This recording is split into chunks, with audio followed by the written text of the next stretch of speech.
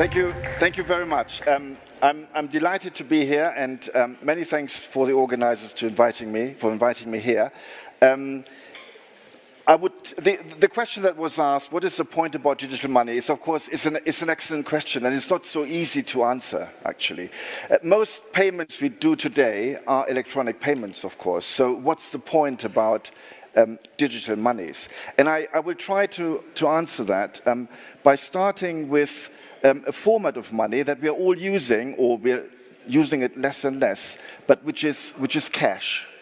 So cash is the only form of non-electronic money that we are using today. What is special about cash is it's a physical token.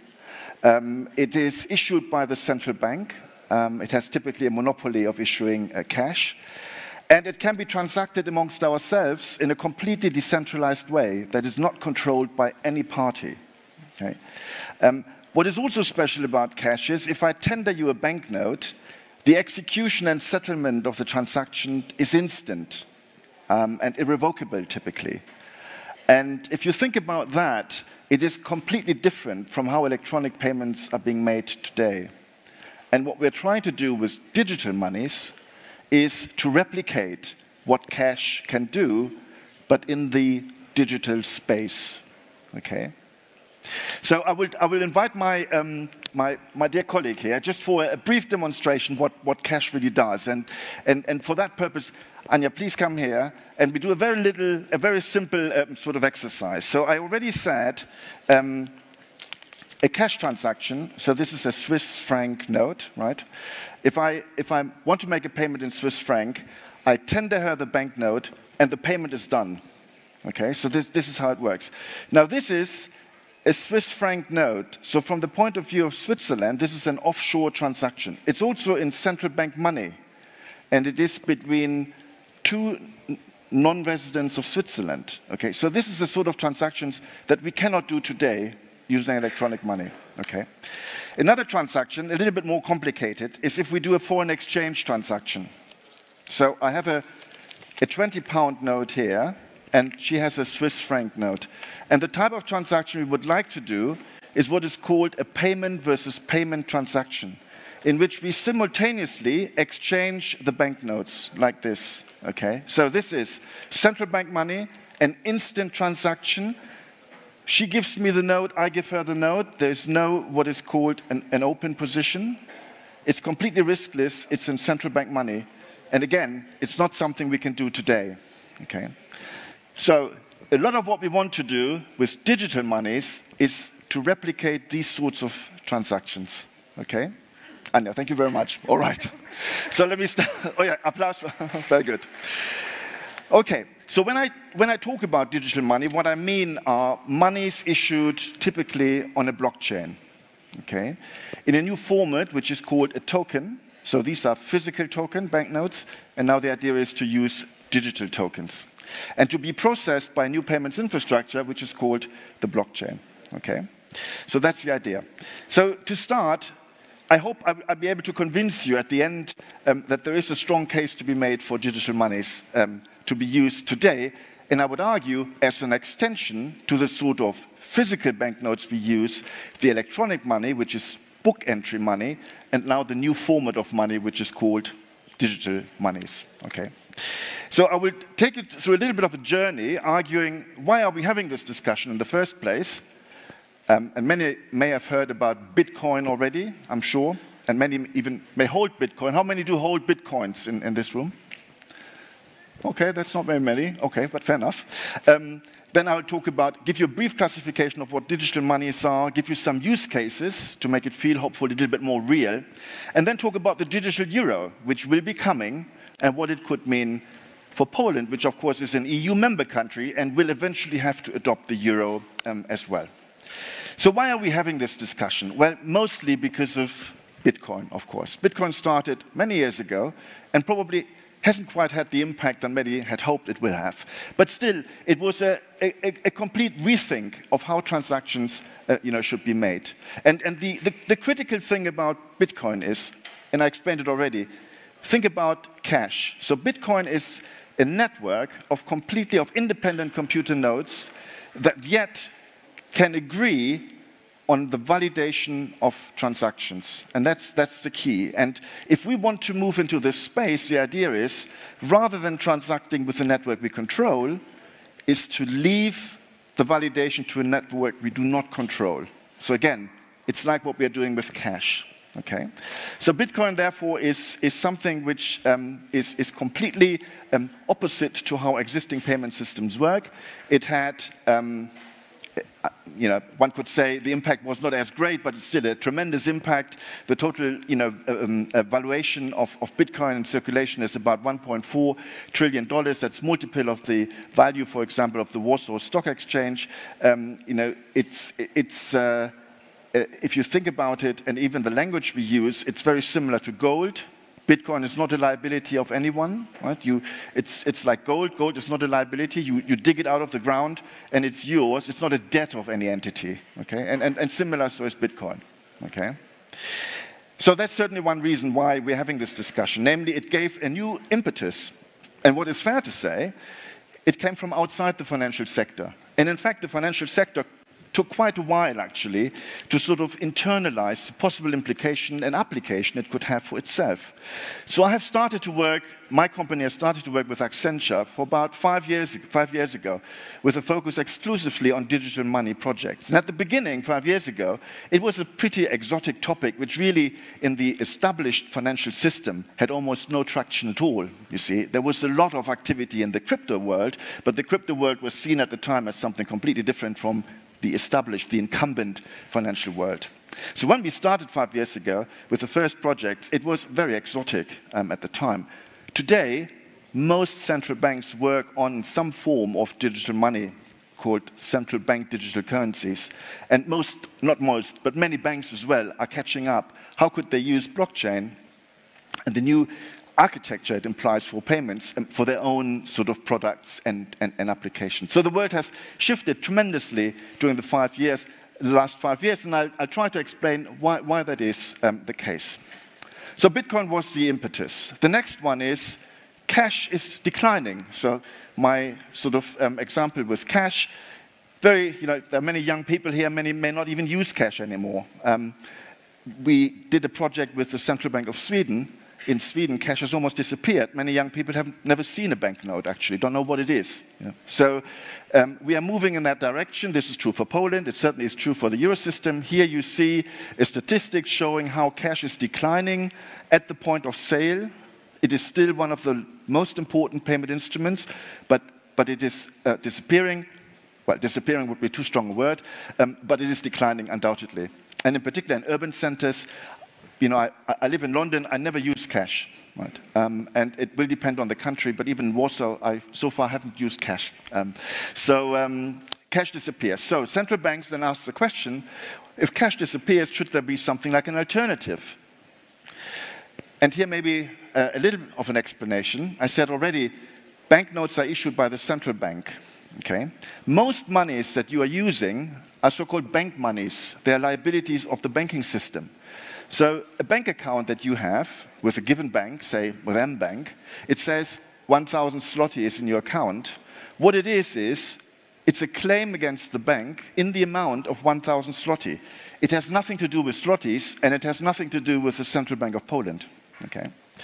And that's how our system works. We have a division of labor between private monies, which we are using for most of our transactions, and we have central bank money, which we are using as a general public only for cash, but that banks are using a lot for their so-called large value payments to clear interbank liabilities in the large value payment system. Okay? So central bank money and private monies. All right. So the next reason why we are thinking more and more about digital monies is Libra. Well, many may remember, it has been a failure, it disappeared, but the idea was brilliant, I think. It was brilliant. Facebook said, we have this huge social network, and they're exchanging all sorts of things. Why not exchange value as well? Why not exchange money amongst themselves, you see? Again, I thought the idea was fantastic. It was just very poorly executed, and that is why probably it failed. But I have no doubt, someone else will pick it up and try something again. Why was it so controversial, actually? It wasn't controversial that Facebook would issue money. Many non-financial, or many non-bank, I should say, many non-bank financial institutions issue money. Money market funds, for example, are money. Okay? So the innovation was not to issue money and not being a bank, and certainly not being a state actor either. Again, most monies are private monies anyways, okay? What was controversial about Facebook, I think, well, let alone, the sequencing was wrong, they didn't have the licensing it would take, and the communication was extremely bad, but it was that they wanted to introduce a new unit of account. They never disclosed really what it was, but we had some idea that it would be a basket of currencies rather than a national currency. And that would have meant that suddenly we had maybe a very prominently used currency which may substitute for our national currency, and that was seen as a threat. It's called dollarization. In this case, it would be liberalization. But the idea is using foreign currencies in our national transaction is for many seen as a problem. I don't know how prominent euro transactions are in Poland. I've worked at the International Monetary Fund for many years, and I worked mostly on Latin America. And in Latin America, it's very common that countries use the dollar for national transactions, and it's a problem for them. Okay? So that, I think, was the threat with Facebook, and maybe the idea that suddenly you can have a big actor reaching billions of, hundreds of millions of people at least, with its own money, and that was seen as a problem. Okay? The next one. Payments are still very, very complicated. What attracted me to working on this is, as I said, I worked for the IMF for many years and worked on problems related to international payments. So there's policy consensus that international payments, they are slow, they are costly, they are opaque, they're just not working very well. Okay? And why not? Because there are these long payment chains. And they are worse in international payments than they are domestic payments. So what I wanted to say, and I should have said from the beginning, digital money is not about how you make a payment, so whether you tap your card or whatever. It is what happens afterwards. It's how payments are being processed. That's really what digital money are about. It is to establish new payments relations where payments can settle peer-to-peer, again, very much like in the cash transaction, because the reality looks like this today. To make a payment abroad, if you wanted to make a payment, say, to a friend of yours in, say, Mexico, the way it would happen is that you go to your bank or to your app and you say, I want to make a payment to my friend in Mexico. It may feel like the payment is more or less instant, but what it is your bank will have a correspondent in Frankfurt, the Frankfurt will have a correspondent in London City, City will have a correspondent in New York, probably JP Morgan, and then JP Morgan will have a correspondent in Mexico, and that's how the payment will finally be made to your friend. Okay? So these long payment chains are a big problem. Any payment, any international payments, more than half involve 4 or more so-called correspondent. Because money never moves. Money is just a book entry. It's just account balances are adjusted. So for banks to move money cross-border, they need to have a correspondent. But because not every bank has a correspondent with every bank, these correspondents become sort of bottlenecks on how payments can be transmitted. So what we want to do is to send payments like you would send an email, peer-to-peer. Okay? So that's also one of the key motivations. And what attracted me to this is many international problems maybe can be solved now, well, not many international payment problems can be solved now using the new approaches that are being offered by digital monies. Okay? So that's why we talk about digital monies. Yeah? I hope that makes it a bit clearer. Now, what are digital monies? And maybe I should have said at the beginning, but I mentioned Bitcoin. So Bitcoin is very special. It's what economists call an external money. It's outside our economy. Again, it's not a liability of anyone. It is like gold or silver. So in Europe, we had the silver standard and then the gold standard in the 19th century. And Bitcoin is exactly like this. Okay? Now, all other monies that are not external monies are internal monies. So these are monies generated by our financial system. The institutions that generate most monies are the banks. The banks can create money, okay? Not the central bank, the banks create money, okay? They create money at a stroke of a pen, as Keynes said, meaning if you want to have money in your account, it can create a loan for you and says, okay, so now I have a claim on you of 1,000 zloty and I give you 1,000 zloty in your bank account. I can do that just by changing the ledger. Okay, that's how money is being created, okay? So most monies are internal. So if I look at this list, the other monies there are internal monies. There's Tether, which is a stable coin, so many may have heard about it. So also caused tremendous sort of a controversy. It's not so clear why really, because the concept of stable coin is a very simple one. I take money from you, I invest it in some assets to ensure that I can repay you. Meaning, I want to ensure that your claim on me is convertible back into a national currency. Okay, very simple concept. This is what bank accounts are, right? Again, you have a claim on the bank will manage its balance sheet so that it can repay you on demand at any point in time. It is to ensure convertibility. And we have different mechanisms to ensuring convertibility. So it could be like a stable coin, it could be a money market fund, or it could be an ordinary bank. Okay? So it should be completely uncontroversial. What is controversial about Tether is that it's an entity that is not being regulated properly. That's the problem. But if you'd asked me today, if you wanted to issue a stable coin, you can either become a bank, and then you need a banking license, which is very onerous, okay, but that's one way. You can become an investment company, and then you can issue a money market fund, or you can become an e-money institution, and you can issue e-money, okay? All those are forms of stable coins, okay? So that's the Tether. And then I mentioned, you see it there, the European Central Bank call for expression. So I will talk about the digital euro, but this is specifically about wholesale. So what new mechanisms can be used if we wanted to clear tokenized securities? So I said money can be tokenized, but also securities can be tokenized. And then we have securities and money as a token, and we can exchange them very simply. And that's also where a lot of the innovation at the moment is. Okay. And then we see, for example, the announcement there, Citi is developing so-called tokenized money market, tokenized deposits. Okay, so I mentioned earlier, your deposit at the bank could be tokenized. Instead of being issued on a ledger, as it is the case today, it could be issued on blockchain. And then you can use it to make payments directly.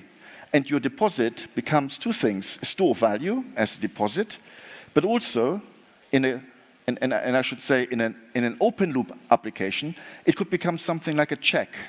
So, you know, many of you may not remember what checks are, but checks are physical tokens that are drawn on your bank account. Okay, so a tokenized deposit would be a claim on the bank that you could use as a payment instrument to make a payment to a party that is not a client of your bank.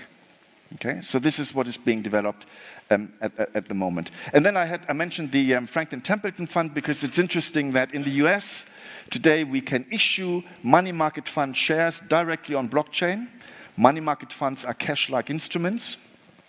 They are very high quality because typically the assets are government securities, so very, very high quality, much higher quality than a bank. And I see a lot of potential. In fact, I've just set up a company in Paris to do precisely that, is to use money market fund shares as payment instruments, in particular in international payments. And I think that's a very, very promising avenue of having a very high quality money, the highest quality money you can create as a private entity, to be used for settlement in international payments.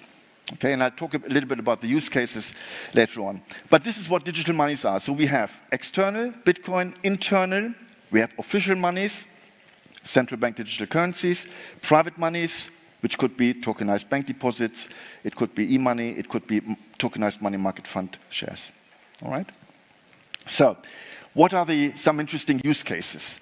And I think we've done with Accenture, some foundational work in two projects. The e-krona with the Central Bank of Sweden, and Project Jura with the Central Bank of France and Switzerland, and the BIS Innovation Hub. And I try to walk you through these use cases, hopefully for you to appreciate what is different about using, in this case, central bank digital currencies compared to conventional currencies. So, in Sweden, as I said, cash has almost disappeared. Okay, so it's almost impossible to make a payment using cash. So the Riksbank, the Central Bank of Sweden, asked itself, what should we do? Should we withdraw completely? Withdraw cash, basically. Cash is very, very expensive to be left in circulation, by the way. If there are few users, the cash infrastructure costs a lot of money, and if there are few users, it becomes very costly. Okay, so should we withdraw or should we remain? But if we remain, we want to have a medium that is more user-friendly. So let's adopt a digital currency. That was the idea Sweden had. It started its journey well before Accenture came in. But then when we started, we were able to convince them to use DLT or blockchain for tokenizing the money and as a transaction infrastructure. Okay. What we also pioneered is that we said, okay, how do you bring these tokenized monies into circulation? And we said, well, it should be exactly the same as with cash. Cash is issued by the central bank. The banks put them in their vault, distribute them in their ATM machines, and then you can go to the ATM machine and withdraw cash. You don't have a direct relationship with your central bank, you have it via your commercial bank. And we said with e-krona, it should be exactly the same. So the e-krona, the CBDC, is issued to the banks. The banks have a digital vault, and then you, with your app, you can download against a balance in your current account, you'll be credited with a balance in e-krona, which is the central bank digital currency of Sweden. Okay, it doesn't exist yet, but you know, it eventually will. So that's what we've done. And so this, what is called a two-tier distribution infrastructure, has now become the benchmark for most retail CBDC projects. The idea that we replicate the cash cycle and we allow, therefore, payments to be made very much like cash, and complete integration with the existing acceptance infrastructure. So you can use your e-krona application at the point of sale by tapping the same terminal you would be tapping normally with your, whatever you're using here, Blick, or your debit card or credit card. Okay. Now, what's the point about digital monies? And indeed, you could argue, for you, at the point of sale, whether you pay with your debit card, PayPal, Apple Pay, Google Pay, you don't really care. In fact, you don't even know the difference, right? And nor should you care. Okay. If we now say, oh, you can pay with a central bank digital currency, would it actually matter to you? And probably it wouldn't. Okay. And it's a dilemma we have also for the digital euro. What is the role of central bank money in retail payments? And it isn't so clear, because normally we want central bank money, or we need central bank money, to make very, very safe transactions. And that's why we use it typically for making large value payments transactions, so for settling foreign exchange and securities. In retail, it's not so clear we need central bank money, and that's a little bit of a dilemma. However, Sweden said, we do it because for us as a central bank, it means a more diversified payment system, because now we have blockchain next to the existing book entry payment systems. This may attract new actors, it may provide for more competition, and that is in the interest of the sort of stability and outlook of the Swedish payment system. So it's something which may not, a benefit that may not directly accrue to you, but it may accrue to the financial system as a whole. Okay, so that was a key motivation in Sweden. Project Jura. So Project Jura was a project we've done in from 20 to 21 during COVID. It was very difficult to sort of implement it. But it's again, it's a foundational project. When we approached the Central Bank of France at the time, we asked the central bank, we would like to do a project using central bank money in international payments, but a critical condition is to do what Anja and I just demonstrated. We want a Euro CBDC that can be held directly by what is called a non-resident, a foreign institution, in the sense of the balance of payment. So foreign meaning not resident in Poland or not resident in France, etc. Okay? Something that cannot be done, or is not being done today. And they agreed. We approached the Swiss National Bank. The Swiss National Bank was very interested at the time, worked on CBDC already, and was willing to become the other institution. So we set up a project where we had the Central Bank of France, the Central Bank of Switzerland, financial institutions in France, financial institutions in Switzerland. We worked with the BIS Innovation Hub, and the idea was, a CBDC denominated in euro would be issued to a bank in France, and then the bank in France could use it for a foreign exchange transaction or to settle payment against a tokenized security with a bank in Switzerland. Okay? And so what we have done here physically, we were able to do electronically. An instant transaction, so an instant transfer of the Euro CBDC to a bank in Switzerland. And then we did two types of transaction. Also, we issued a tokenized security. It was actually a commercial paper. It was issued by a French commercial bank that was bought by a bank in Switzerland that previously acquired the Euro CBDC and paid in a cross-border transaction the French bank in euro, in central bank money, for the commercial paper.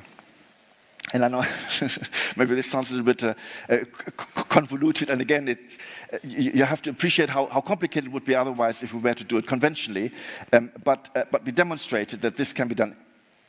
These were all real transactions, so for the first time, it's the first project where we had real transactions, so a real CBDC was issued, a real commercial paper was issued.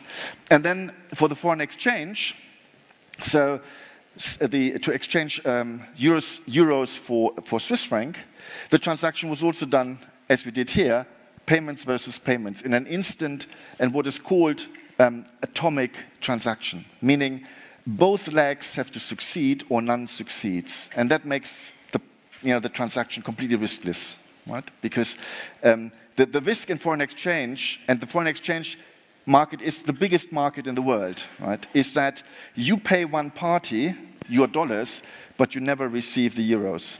Okay, so that's what is called settlement risk. Okay, so this is the biggest risk that banks face, and because the transactions in this market are huge, right? 7.5 trillion per day. Okay, so there's nothing bigger than that, right? It is essential to get settlement risk out of the foreign exchange market, and that is a way of doing it. Instant and atomic, so the transaction would be settled immediately. Okay. So Project Jura now, the architecture that we have presented there, which again is a completely new architecture compared with how it is being done today, is now also being used in other projects. I'm also working on Project M-Bridge with the BIS in Asia, which is a project with 4 central banks, China, Hong Kong, UAE, and Thailand. It's a pure payments, but the idea is it's a new payments platform to allow using CBDC to settle international payments between these 4 different countries. Okay, so that's also an important project. So let me briefly mention PayPal and Onyx. So these are 2 private sort of initiatives. Onyx is a JP Morgan initiative about tokenized deposits. So how can you use a tokenized deposit in order to make payments? Okay, so that's something that many banks are now working on, and probably will come your way also at some point. But the idea is mostly to do it for international payments, because even if you are a JP Morgan client in, say, Poland, and you want to make a payment to your friend, again in Mexico, who's also a JP Morgan client, you still have to go through the payment chain. Okay? While if you were using Onyx, you can simply send the deposit like you would send an email directly peer-to-peer, and it would be instant. Okay, so that's what this is about. And then PayPal. Now, most may know PayPal. Typically, PayPal is you put your debit card or credit card into your PayPal application, and then you make a payment. So, meaning, while the user interface is new, it's PayPal, the backend is still relying on the conventional bank rails, right? So there's actually very little innovation. Okay, I mean the innovation is only at the front end, but not at the back end. Now PayPal proposes, instead of using conventional rails, use the PayPal stablecoin. Okay? And that's, I think, is a key development, which I don't think had the attention that it deserves to have. One thing, it's called PayPal stablecoin, but it's actually not a PayPal stablecoin. It's a Paxos coin. And I think it's slightly misleading that it's called PayPal, but it's Paxos. So when you acquire the PayPal stablecoin, you are acquiring a coin from Paxos. It has nothing to do with PayPal, but okay. But the thing is that imagine if in the future you make a payment using PayPal, but it's being processed by the Paxos stablecoin. It's a transaction outside the banking system, meaning the banks will be completely disintermediated from a typical PayPal transaction. Okay? So while a lot of the innovation, a lot of the apps that you are using today, again, Apple Pay, whatever, give you a nice user interface, the back end, it still goes through the conventional banking rails. With a PayPal stablecoin, this will suddenly change. Okay? So it's a completely new way of processing the payments you will be making. Okay? So 4 examples to show how digital monies are being used in real transactions today and how they are likely going to proliferate going forward. And one super important project is, of course, the digital euro. Now, the digital euro will come. I think there's no doubt about it. We are now in what is called the preparation phase.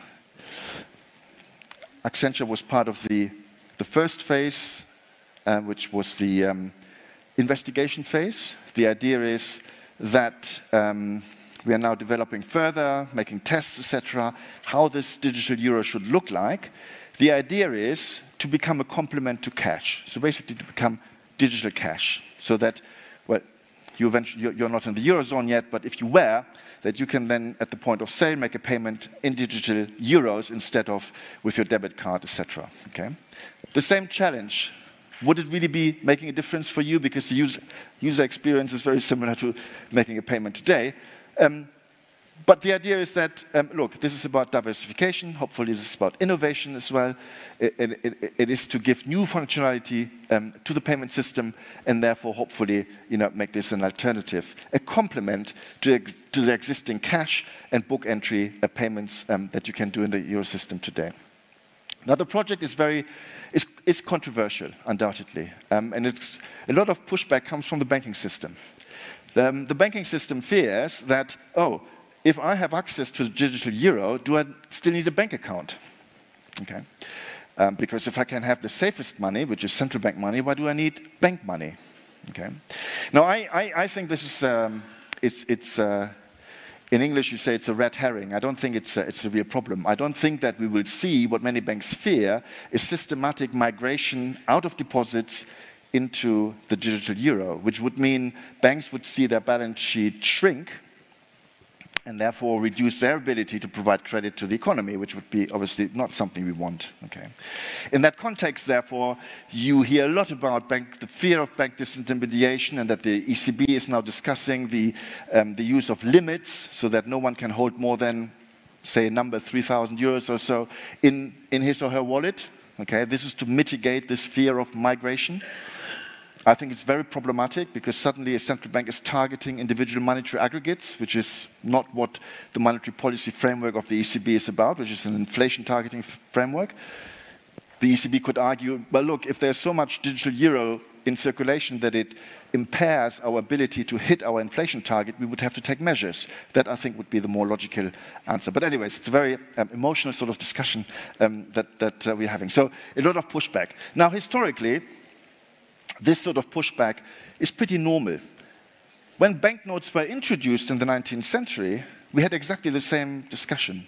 Namely, paper currency was suddenly seen as the big threat that could bring inflation and was completely out of control because people were used to paying in specie, silver and gold coins. And for them, paper was something completely outrageous. So we had exactly the same debate at the time when paper currencies were introduced. And we also, interestingly, had the same debate when it came about establishing the Federal Reserve System in the United States, the central bank of the US. It came so late, only in 1913, because there was so much resistance from the commercial banks who said, we don't want a big government bank to take away our business, and that's why the Fed took much longer to be established, and then was also established as a so-called sectional central bank, meaning the 12 different Federal Reserve banks were quite autonomous. So not to create a big monolithic bank that many commercial banks feared could take away their business. So we had these discussions before. We are now having this discussion about the digital euro. I hope it will not be an obstacle to its advancement. Another big topic here is privacy. So privacy, I can tell you when we worked in Sweden about on the e-krona, privacy was never mentioned, never. And probably because in Sweden people have already, They're making all payments electronic, meaning there is no privacy in payments, right? And they probably trust their government, and so privacy for them was not an issue at all. But it's a big issue, and in particular in some countries, like, for example, in Germany, where suddenly people are really concerned about, could this be used as a control device, you know, and for a totalitarian state to then see exactly who's doing what. And I understand there are sensitivities in that regard, and that one should think about how to, accommodate these concerns. The question is, a totalitarian state can control you already today. It doesn't need a digital euro to do that. And if we have privacy concerns, then I think we need to go to our parliament and say we want stricter privacy laws. I don't think it's a matter for the ECB or the Eurosystem to provide you privacy. So that would be my view. But it is a very, very important sort of topic. Now, the Digital Euro Task Force was established in 2019. The Digital Euro may now come probably maybe 2019. So it's a little bit off. Legislation was proposed already in the middle of last year about how should this be legislated, a digital euro. Should it be legal tender, like banknotes? So legal tender is an old 19th century construct. I'm not even sure why we are bothered to discussing it, but it is the obligation to accept payment if it is done in legal tender, meaning in banknotes. The only legal tender we have in our system are banknotes. Everything else is not legal tender, not even the reserves at the central bank that are used for large value transactions. Okay, so it's a very archaic sort of concept, but anyways, the idea is for the digital euro to become legal tender, so that it means you can pay your taxes with it. That would be the bottom line. Okay. So this is ongoing. The idea is this legislation needs to be in place to have absolute legal certainty that if and when the digital euro will be introduced, legislation is already in place. Okay. And legislation could be an issue for retail CBDC. It is not for wholesale CBDC. The European Treaty, which again for you is, well, you will have to adopt the euro, so I might as well. The European Treaty says the euro system can open accounts with financial intermediaries. It doesn't say where they have to be located, so it could also be foreigners. And it doesn't say anything else. So basically, the European Treaty seems to be accommodative of the idea to issue in a new format, because a wholesale CBDC would be held in a wallet. A wallet is a container for value, like an account. It seems very uncontroversial that the European treaties would accommodate that. For retail CBDC, it's not so clear, because the European treaty only say that the euro system has the authority to allow national central banks to issue banknotes.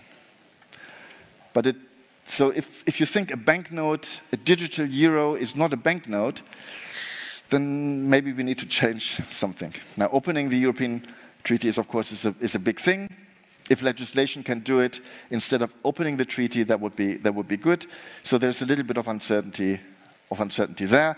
However, historically, again, lawmakers, when it comes to central bank laws, they never wanted to be very, very restrictive. So it would be a surprise in sort of the legislative history of central bank laws that suddenly the lawmaker wants to say what you can issue, with what technology, etc. That I think would be very, very surprising. Now, the motivation.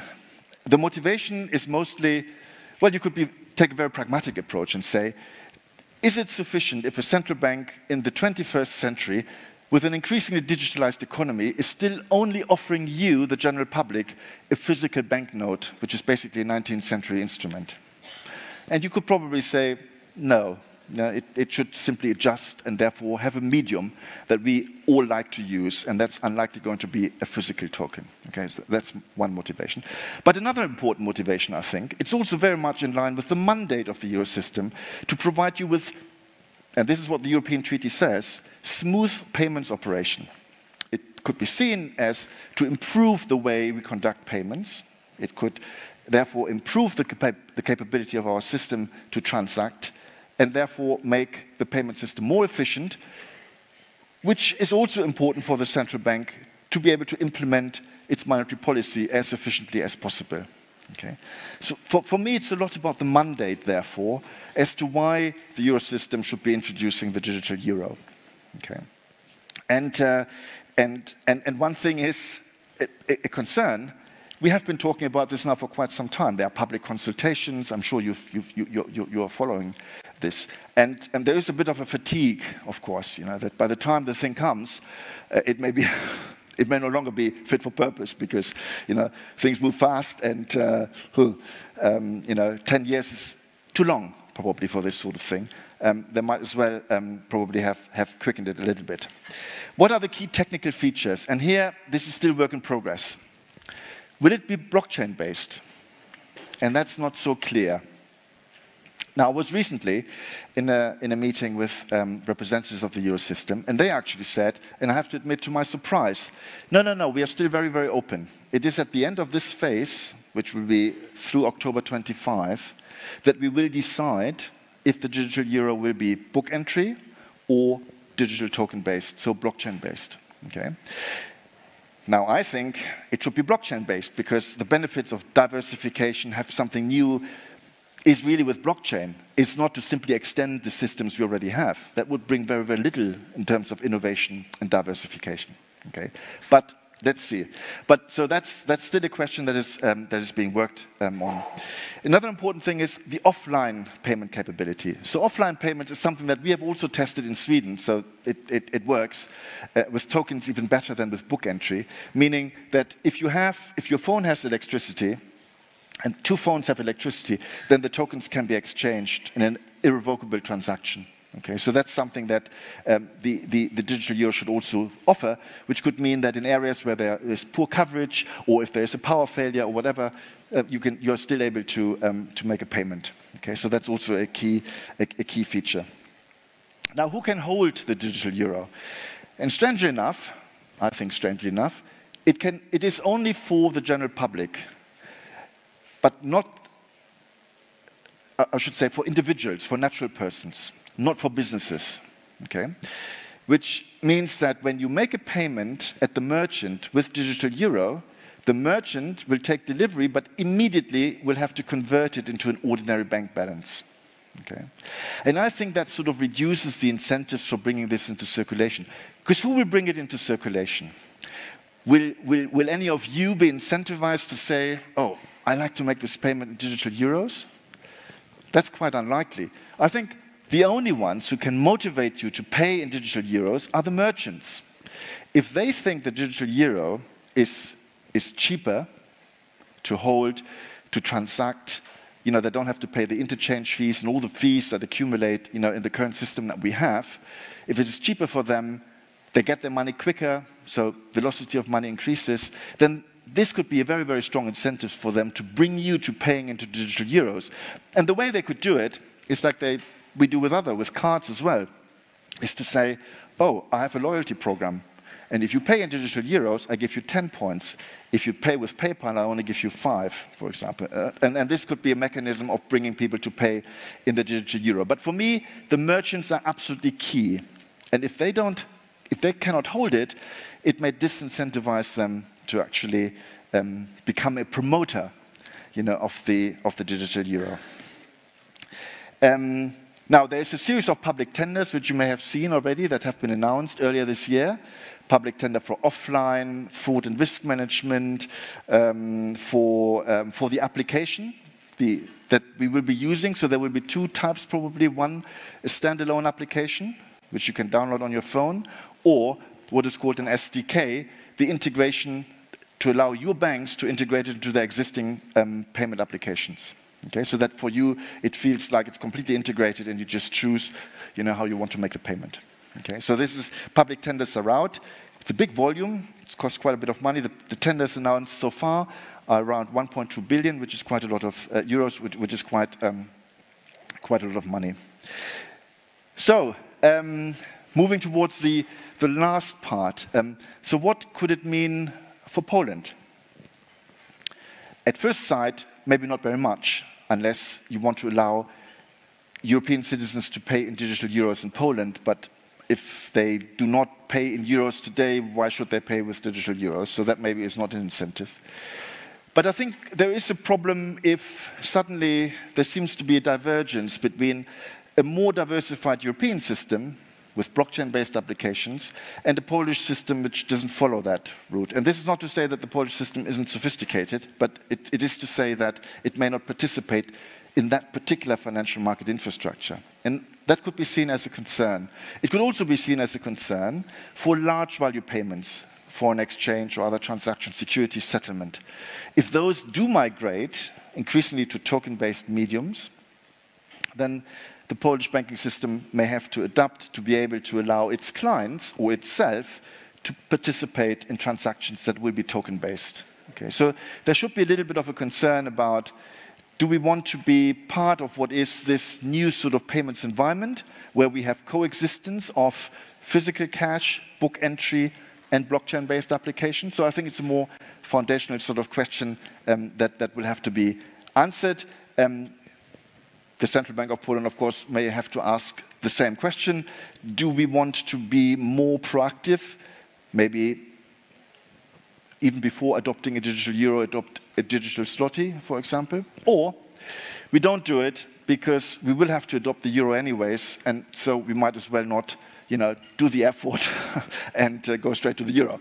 Well, this is probably quite controversial here, but in Sweden it's the same situation as Poland. Sweden does not have a derogation. As you know, the only country that does not need to adopt the euro is Denmark. All other countries will need to adopt it, and so Sweden is also exploring the e-krona.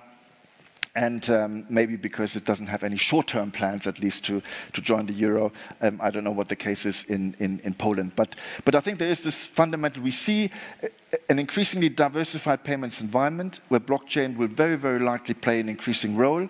And I think every national financial system will have to ask the question, do we want to be a participant or simply a bystander in this evolution? And I think that's quite critical. It's also not only about the banking system, it's in particular about the economy. To what extent is then the economy capable of being an integral part of that evolving international financial sort of system? Now, to conclude, what are possible next steps?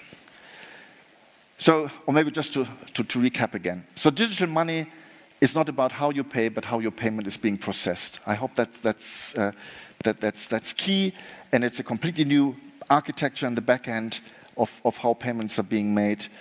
So forget about the long payment chains. It's going to be peer-to-peer, and everything will be instant. Okay. The most interesting use cases are those where the token features are the most useful. And that's probably going to be transactions where you have so-called bidirectional trades. So this could be for security settlement. I pay for a security, delivery versus payment. You give me the security and I give you the money. And I absolutely want to be certain that if I give you the money, you also give me the security. Okay? And blockchain is super at doing this.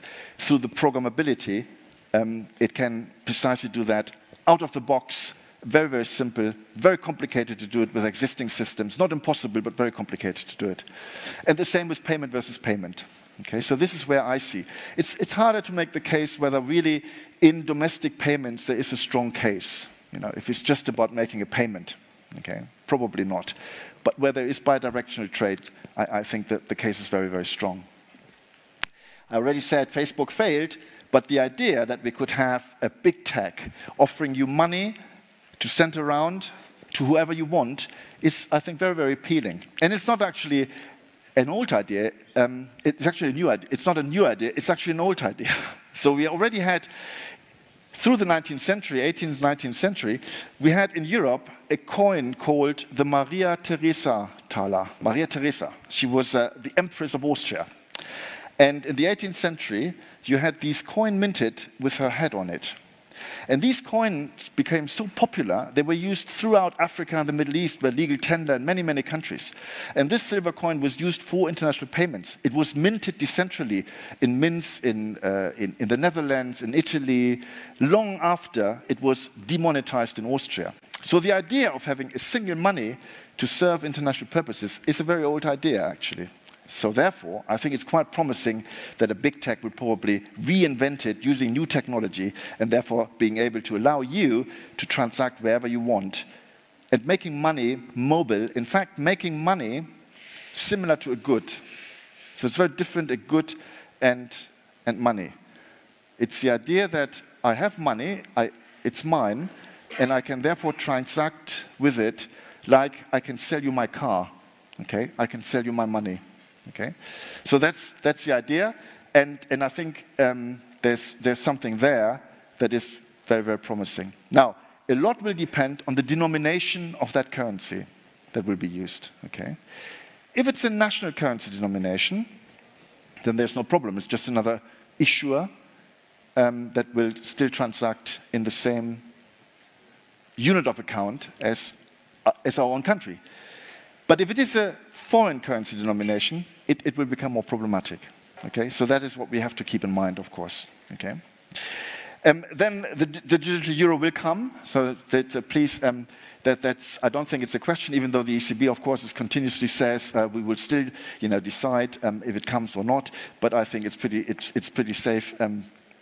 That it will come, and I think it will bring a key impulse to all financial systems. If a major central bank, like the European Central Bank, does this step, in particular if it were to adopt, as back-end infrastructure, a blockchain, it'll be a regime shift, and I think it'll incentivize many others to follow suit and do exactly the same. I think in Europe we have the opportunity to be one of the biggest important systems to be at the frontier of payments development, an opportunity to lead really in monetary developments if we were the first to introduce it. And so I think it's a tremendous opportunity for Europe to be seen in that light, rather than a follower, to be a leader. And it is fair to say that in Europe, it is one of the most advanced regions when it comes to using blockchain-based applications, okay, with Asia.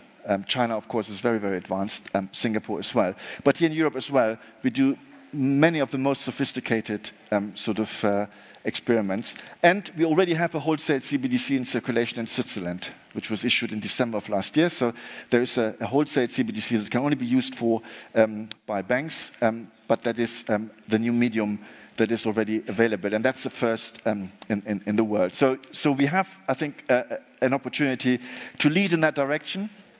And yeah, so I'm nearing the end, and I will just, maybe some of you are a little bit disappointed that I haven't talked about cryptos. But we're using the same back-end architecture, which is the blockchain, but cryptos are something completely different. And I hope with the Bitcoin example, I was able to show you that, we use the same tech, but we use it for financial instruments that are regulated, that issued by entities that we know, and therefore ensure that there's orderly conduct when using them. Okay, but that doesn't mean, and I didn't want to convey you that notion, that I don't think there is value in cryptocurrencies, and I think they will continue to coexist. And I think many have proven, despite all the turbulence and the crypto winter and everything we've seen, that they are a pretty robust proposition. And therefore, I think we could see a lot more of them in the near future. All right, so I stop here. Thank you very much for your attention. It was a pleasure. Thank you.